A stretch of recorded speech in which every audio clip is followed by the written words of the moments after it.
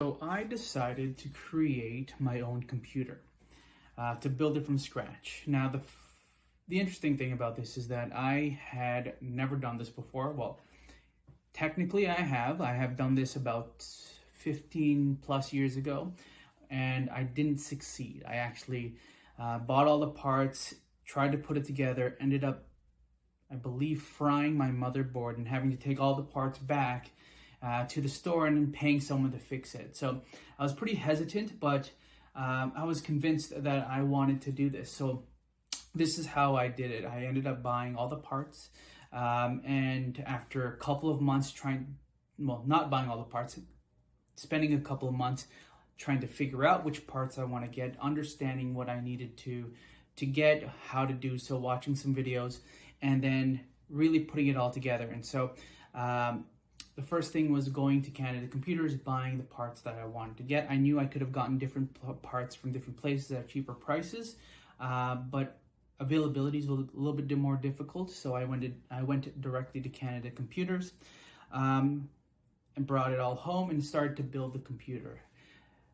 One little cheat that I did was that rather than setting the processor pin into the motherboard, I ended up having them do it at the store. It took them 2 minutes. It cost me $20, but it was a bit of a peace of mind where it is potentially the hardest part about putting it, seating it into the motherboard and building a computer. These pins inside the processor chip is really fine and could potentially be bent, and that could be a problem. But and so I wanted to avoid that cost or that risk. But that was the only cheat that I did. They placed it in, they set it in, and then they put it back in the box and they left it with me. So I opened up the box, I followed the instructions, I watched the video that I followed. The link is there if you want it to really help me build it. Actually, the video that I watched and I used to help me build the computer was the reason why I built it. I was very concerned that it would be too difficult before I bought any of the parts while I was thinking about this, and I realized it was actually a lot simpler thanks to this video. And so I followed the video as I built up the computer, and halfway through or after the first several parts, including opening up the case and putting in the fan for my processor onto the motherboard, I realized I don't have, I didn't buy the SSD, which is I guess it's the memory or the amount of space that you need, the hard drive, in order to store everything. So that was a big concern. Unfortunately, when I figured this out, it was too late to go out and buy something, so I went out the next day to build it. I was building the computer in my basement.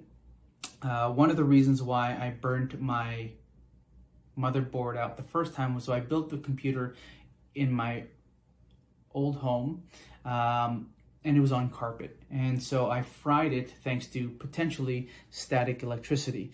And so I wanted to build it in a place that didn't have carpet. My basement's unfinished, so I built it there.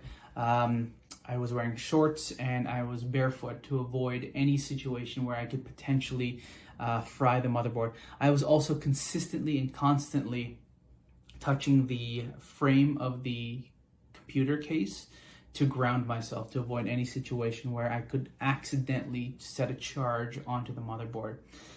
So that's what I did. I basically held onto the motherboard with held onto the case with one hand as I built the computer.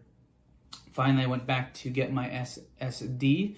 I grabbed it, and then I started putting the pieces together. And so there were some jumps and bumps along the way, but I did end up building it. So here are some photos and some video of me building my computer, a few screw-ups, and ultimately I ended up building it. And so I'm super proud of myself, and I'm super glad I did it. And I'm not that technical when it comes to this kind of stuff. So if you are ever questioning whether or not you could do it, I believe you can. If I could do it, you can. So that's what I did. I built myself a computer. Here I go, trying it out.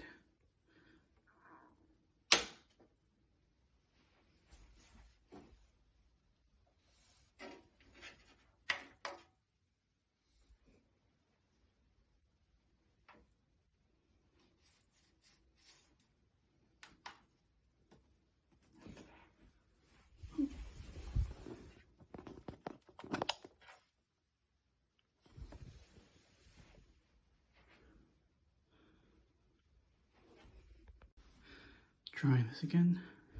Power bar now on.